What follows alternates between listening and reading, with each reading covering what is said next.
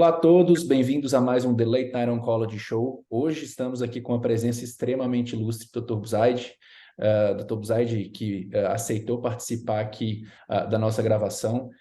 Aqui a gente fala, né, a gente vai crescendo aqui, então acho que isso traz um pouco aí de robustez para o nosso podcast, porque é um cara que, porque a gente vai falar hoje, eu acho que não tem ninguém que consiga falar melhor no Brasil. Geralmente a nossa dinâmica, vocês já estão acostumados, a gente apresenta os nossos palestrantes, só que eu vou apresentar o Dr. Buzaid porque ele tem muitas credenciais, eu selecionei só algumas só.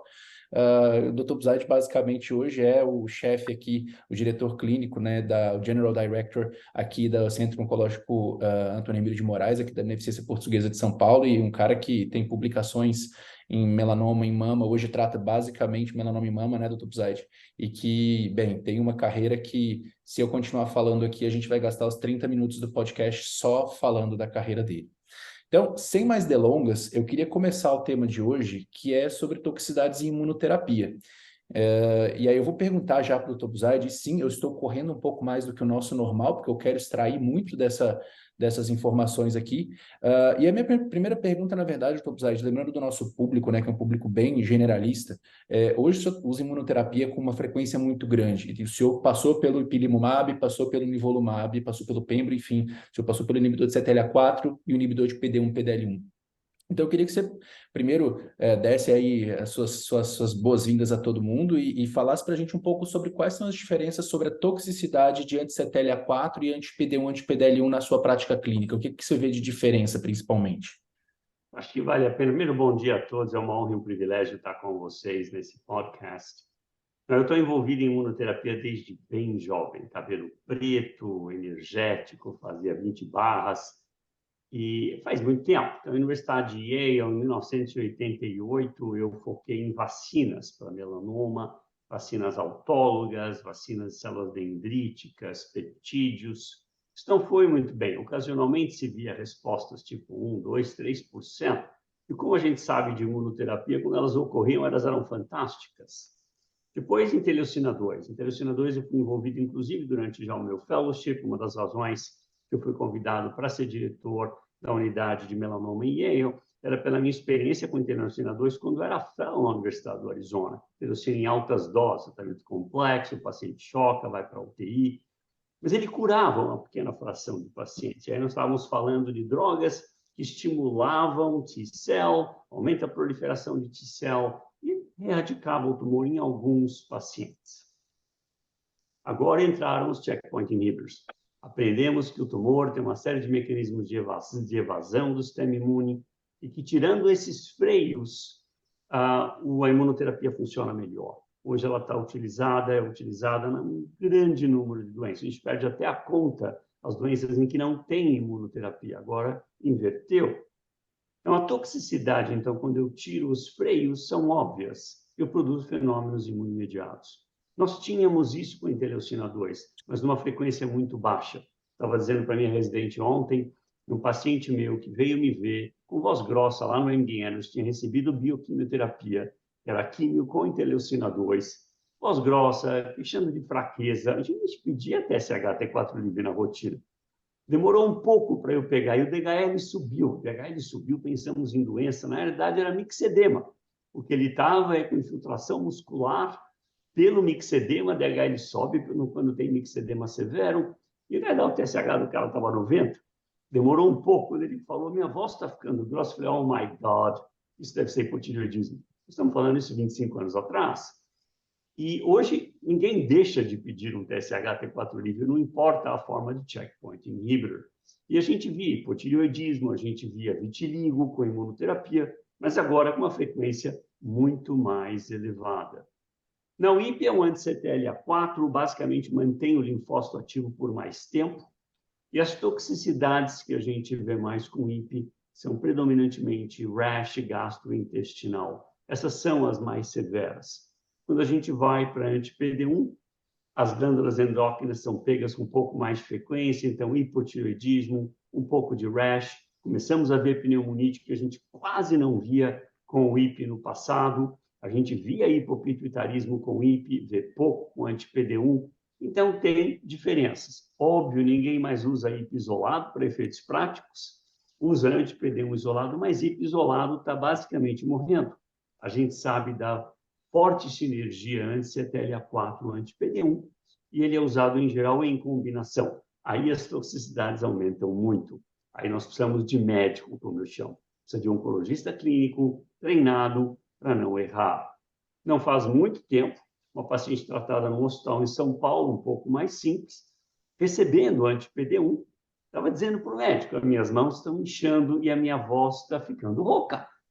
E ela, uma moça simples, veio me ver, então, ó, doutor, eu estou falando para o médico, meu anel não sai. Era também mixedema. O médico local, e eu havia escrito na minha nota que eu queria TSH e T4 livre de rotina. Ela estava fazendo hipotireoidismo e estava com 80 de TSH. O colega não estava checando TSH e T4 livre numa adjuvância para melanoma com anti-PD1.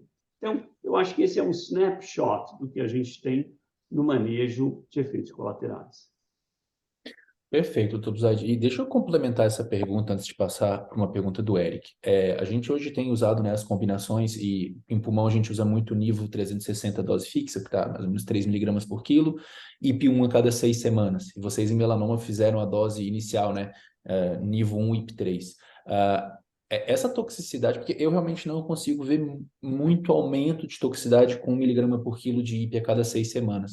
Mas na sua experiência, esses 3 miligramas por quilo que são feitos de IP em melanoma são muito tóxicos? Como que é? E qual que é o seu take hoje para melanoma? O senhor faz a dose invertida, faz a dose habitual? Como é que é isso? Não há dúvida que a toxicidade do IP é dose dependente. Então, os estudos em melanoma com 3 e 10 por quilo foi estudado. 10 é claramente mais tóxico, é mais eficaz do que 3 por quilo, e simplesmente foi abandonado por causa da toxicidade, mas ele é um pouco mais eficaz em melanoma. Não, IP1 a cada 6, como é em pulmão, por exemplo, reduz a toxicidade. Em melanoma foi feito, inclusive, um estudo randomizado de IP1 nível 3 versus IP3 nível 1. Esse estudo, o Checkmate 511, ele foi desenhado para avaliar toxicidade como endpoint primário. Ao meu ver, um erro grave, porque ele não foi powered da eficácia.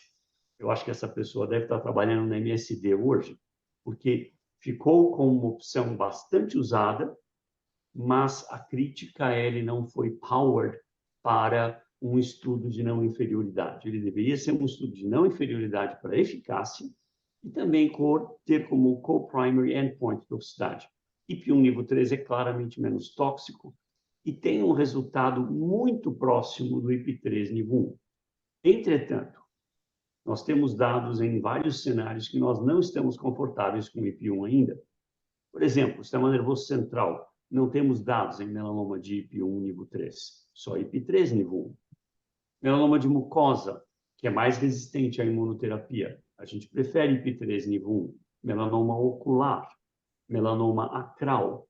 Essas são situações. E tem autores que ainda agarram no IP3 nível 1 em todos os cenários.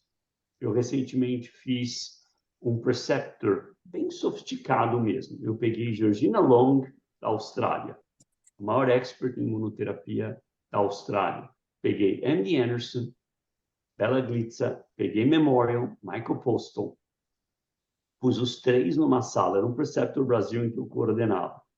E a Georgina é bem vigorosa no IP3. Ela prefere, ela acha que é melhor, ela acha que essa deve ser a estratégia em melanoma.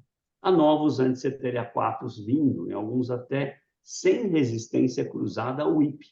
A Genus tem um novo, que funciona por um mecanismo um pouquinho diferente, e talvez a gente tenha novas e mais eficientes moléculas no mercado. Perfeito. Eric, faz aquela pergunta que não quer calar aí para a gente, que a gente estava discutindo antes. Doutor Buzaide, então bom dia, é um prazer estar aqui com o senhor hoje. É, igual o senhor falou, a gente foi aprendendo a manejar a imunoterapia, a gente foi aprendendo a entender os efeitos colaterais, e hoje a gente sabe que, não sei se o senhor concorda, os estudos mostram que até ter um pouco de toxicidade traz melhores desfechos, né? Eu queria saber muito qual a visão do senhor sobre isso. Quais são, de fato, existe alguma toxicidade que o paciente tem que pode estar atrelada a melhores desfechos para esse paciente? Como é que é a visão do senhor nessa questão? Essa é uma ótima pergunta. Um mecanismo pelo qual a imunoterapia destrói a célula cancerosa, é o absoluto mesmo mecanismo pelo qual ataca o próprio corpo. Então, existe sim uma robusta correlação entre fenômenos imunomediados e resposta e outcome dos pacientes. Não ter efeito colateral nenhum não é o ideal. A gente quer um pouco. A literatura sugere que ter efeitos colaterais leves parece ser melhor do que ter severos. Isso em grande parte porque os médicos, em geral, a meu ver, overreact no manejo de efeitos colaterais. Vou dar exemplos para você. Estou com um paciente no Rio agora, que está em resposta completa para o melanoma e ele tem uma diarreia grau 2. Bom, diarreia grau 2, busaide, eu preciso usar esteroide. É verdade. Mas eu tenho outros truques para diarreia grau 2. Ele tem um rash vagabundo, eu consigo manejar com clobetasol tópico, e ele tem uma diarreia grau 2. Ele vai 6 episódios por dia, 5, mas bem, está trabalhando, mas o incomoda. Então, você consegue usar ou drogas como vedolizumab, que não produzem imunossupressão sistêmica, só no trato gastrointestinal, impedindo o homing do linfócito para o trato gastrointestinal. Você consegue usar a budesonida MMX, que é fantástica, porque ela só abre no intestino. Quando ela vai ao fígado, esse esteroide, ele é completamente destruído. A droga chama Corament MMX no Brasil. E foi o que eu dei para ele. Olha, você está bem. Eu dei o Corament, até falei, não fale com o seu médico, que ele vai ficar triste. Ele me conhece bem, o Zaid está se intrometendo, mas o cara fica me ligando. O meu médico falou que é assim mesmo. Eu falei, well, eu entendo, mas eu tenho um truque para você que não vai afetar o seu sistema imune em nada. A droga não mexe no eixo cortisol-ACTH. E ele está, obviamente, agora ótimo, certo? Então, onde eu quero chegar é que há truques sem produzir imunossupressão sistêmica que devem ser explorados. Existe um exagero. Quando você olha os algoritmos de manejo de toxicidade no passado, quando o IP era usado de modo isolado, e nós participamos dos estudos em 2008 de ipilimumab, eu e Rafael Schmerling no Brasil, o diretriz só usava imunossupressão para grau 3 ou mais. Devido às mortes observadas com IP, principalmente diarreia com perfuração intestinal, as diretrizes foram modificadas. Agora temos que intervir em grau 2, senão vai morrer gente. O médico não está sendo esperto, não está manejando adequadamente. Aí as diretrizes mudaram. De grau 3 para grau 2, já uma imunossupressão. E, a meu ver, houve um overreaction. Eu quero que o sistema imune fique ativo. Eu não quero esfriá-lo de todo, porque eu preciso dele para atacar o tumor. Então, na minha opinião, hoje, quando eu dou aula sobre esse tópico, eu dou, inclusive, com o Coraça, várias aulas que ele fala de pulmão e eu falo do manejo de efeito colateral, o paciente tem toxicidade, vamos com calma. Vamos ver se é possível manejá-la sem imunossupressão sistêmica. Então, usando budesonida ou vedolizumab, e eu tenho vários casos, pelo menos 5 já tratados, que tiveram toxicidade grave. Responderam e a doença escapou e eu quis voltar. E nós usamos o tocilizumab, a anti-interleucina 6, para evitar a toxicidade. Eu fui muito bem, inclusive com resposta, e resposta duradoura. Então, eu acho que nós estamos aprendendo ainda a pilotar esse avião. E é igual pilotar avião. Você quer andar na máxima num carro, numa pista de corrida. Você quer ir ao máximo, pode dar uma derrapada na curva, mas não pode capotar. Então, você tem que aprender a pilotar.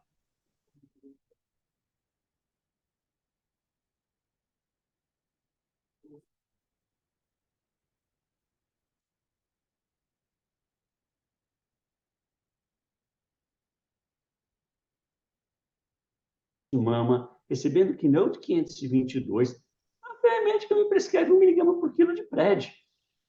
Falei, a menina está no outro planeta.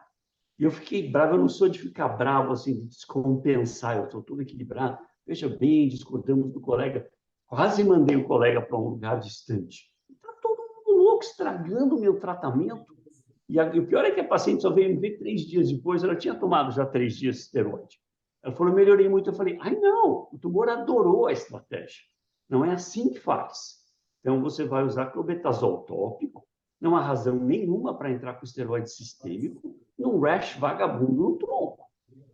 Então, a gente precisa evitar esse overreaction. E se a pessoa não tem experiência, contactar médicos que têm. Nosso grupo, a Camargo, time do Einstein, Cecílio Libanês, tem grupos com experiência muito grande com manejo de efeitos colaterais, porque entraram nos protocolos desde o comecinho. E isso nos dá uma mão maior no manejo, mesmo reconhecimento de efeitos colaterais. Perfeito, doutor Buzaide. Indo agora, no caminho contrário, o senhor falou um pouco aí de toxicidades que talvez a gente não deva reagir demais. Eu queria ir para o outro oposto aí, as toxicidades que são mais preocupantes, principalmente quando a gente fala em tentativa de reexposição à imunoterapia, né? Então, cenários que você não considera a reexposição à imunoterapia após uma resolução de uma toxicidade. A gente sabe que tem algumas toxicidades específicas, mas tem também cenários específicos que você leva em consideração, por exemplo, pacientes com mais de uma toxicidade imunomediada em resposta, mesmo que não seja uma toxicidade imunomediada grave. Quais são os contextos, então, que você contraindica a reexposição à imuno? A situação que eu mais temo são as neurológicas. Miastenia graves, Guillain-Barré, essas eu genuinamente tenho medo. Tenho medo de, quando ela ocorrer, eu talvez não consiga resgatar o doente tão bem. Mesmo com intervenção precoce, mesmo com orientação, mesmo o paciente tendo acesso a nós 24 horas, 7 dias por semana, eu tive que tratar uma que teve miastenia, retratá-la. E morri de medo. Eu, óbvio, usei tocilizumab nela. Ela não reteve recrudescimento da miastenia. Desenvolveu diarreia, que eu segurei com vedolizumab, sem precisar usar esteroide. Mas essas são situações que me preocupam. E eu tenho uma agora, que veio me ver no Einstein faz uns 3 ou 4 anos atrás, e ela estava se recuperando. Quando ela veio entrando no consultório, ela andava meio estranho. O seu andar é um pouco estranho. O que aconteceu? Estou me recuperando de um Guillain-Barré. Tinha nada a ver. Melanoma foi diagnosticado depois do Guillain-Barré. E eu falei, oh my God, começou bem a consulta. Essa frase Guillain-Barré não é boa. E, por sorte, ela era V600 mutada, V600Z, e nós tratamos com terapia-alvo. Ela, eventualmente, recorre. Depois de 3 anos, ela ficou em resposta. Muita sorte, bem acima da média, com dabrafenib e trametinib, fez uma oligoprogressão. Nós ressecamos, irradiamos o leito e continuamos com terapia-alvo. E ela tem desenvolvido um rash de difícil manejo, tibicaducidose, dermatoenvolvida, pelo dabrafenib, de muito difícil manejo. Nós estamos, obviamente, esperando encorafenib e binimetinib chegar no mercado, é uma molécula muito mais bem tolerada nesse contexto, está na iminência já de entrar no mercado, vamos fazer o lançamento em futuro próximo, mas ela ainda não tem acesso a essa mulher. E eu estou morrendo de medo de usar imunoterapia nela, porque a gente sabe que mais ou menos metade dos pacientes que têm um fenômeno imunomediado, a gente vai ter um flare quando eu usar o meu checkpoint inhibitor. E eu não sei se eu vou ter coragem de fazer, por exemplo, ipinivo, ou se vai ser um antipedema isolado, junto com tocilizumab, junto com reza. Porque imagine um Guillain-Barré, essa doente quase foi para o tubo. Ela não chegou a ir para o tubo, mas ficou com os membros quase paralisados por mais de um mês. Não foi entubada, mas grave, Guillain-Barré grave. Então, isso tudo são cenários que eu temo. Pneumonite eu não temo, rash, diarreia, tudo isso eu não temo porque é muito fácil a reversão. As toxicidades neurológicas são as que eu genuinamente temo. Doutor Buzaide, eu acho que excelente. Alguns uns takeaways que a gente pode tirar da fala do senhor é, primeiro, que o médico não pode ficar restrito ao guideline, né? Então, a gente discuta o caso com pessoas que têm mais experiência no manejo de imunoterapia, não fique apegado aos principais guidelines para manejar as toxicidades do seu paciente. E uma frase que eu escuto muito, doutor Buzaide, inclusive estava num meeting ontem e eu escutei essa frase e eu queria muito ouvir do senhor. Muitos colegas acham que esse paciente não é fit para químio e vamos fazer NIV-IP para esse paciente. Então, o paciente não é fit para quimio, vamos fazer NIV-IP. Não é tão simples assim. Imunoterapia tem toxicidade, né? O que você acha dessa frase? Veja, a frase não é feita para tratar, para mim, em geral, não existe, desde que eu me formei em oncologia em 1988. É igual um hematologista dizer, não dá para tratar essa leucemia porque tem 15 mil plaquetas e a medula está toda infiltrada. Eu falei, got it? Got it? Imagine se o hemato falar uma frase dessa. Para mim, essa frase não existe. Se o tratamento é muito pouco eficaz, aí a frase é aplicável.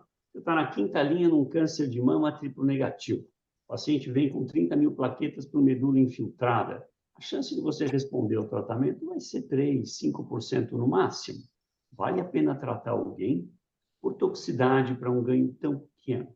Mas imagine que você tivesse um linfoma grave, caracamado, entubado. É óbvio que eu vou tratar esse linfoma. Quando eu era fellow na Universidade do Arizona, nós estávamos envolvidos no hospital do governo, chamado VA Hospital, Veterans Administration Hospital, e era muito comum small cell. Quando a gente diagnosticava, demorava muito, em 1985, demorava 10, 14 dias para sair uma patologia, o cara estava entubado. A gente dava químio, estubava o cara, 10 dias depois, o cara voltava no meu consultório, lá no VA, e falava, "Hi, doc! How you doing?" Doing well, how about you? O cara estava morto. Por quê? Corresponde a 80, 90% dos casos. Eu tiro o cara do tubo. A pergunta é, então, para mim, a frase não está fit para tratar, só é aplicável quando a eficácia do tratamento é muito baixa.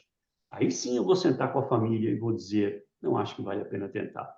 Nós já tiramos tanta gente do centro da Terra, e a terminologia é chamada efeito Lazarus, tá certo? Lazarus Effect em oncologia. Tantos que eu nem vou, é countless. Countless. Um dos casos mais emblemáticos. Melanoma, sírio-libanês, 18 anos atrás, eu tinha dado bioquímio para essa mulher, o fígado lotado, metas no couro cabeludo, no rosto, desse tamanho assim.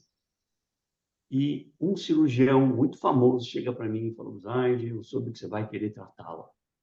Igual, eu não sou bom em extrema-unção, mas eu entendo de interleucina 2 e vou tentar a minha interleucina em altas doses. Ela está mal, ela está confinada ao leito, ela não tem performance. Eu falei, I know. Mas é assim que eu vou fazer, porque é isso que eu sei fazer, e o marido quer que eu trate ela, falou que é para tentar tudo, e eu vou tentar. Mas a doente foi curada com interleucina 2 em altas doses, 15 anos depois desenvolveu um câncer de mama, um nódulo vagabundo, peito no pé, pego no pé, e ainda falei, primeira vez na vida eu vou falar, boa notícia, não, é câncer de mama, vagabundo, e se eu curo, ninguém morre disso na minha mão. O ponto é que esse colega, óbvio, nunca mais me perturbou depois desse caso, para dizer que eu não deveria tratar. O ponto que entra é, o paciente quer brigar, tem uma chance, eu vou atrás, eu tenho uma frase, 1% de chance, 100% de esforço, se o paciente assim quiser.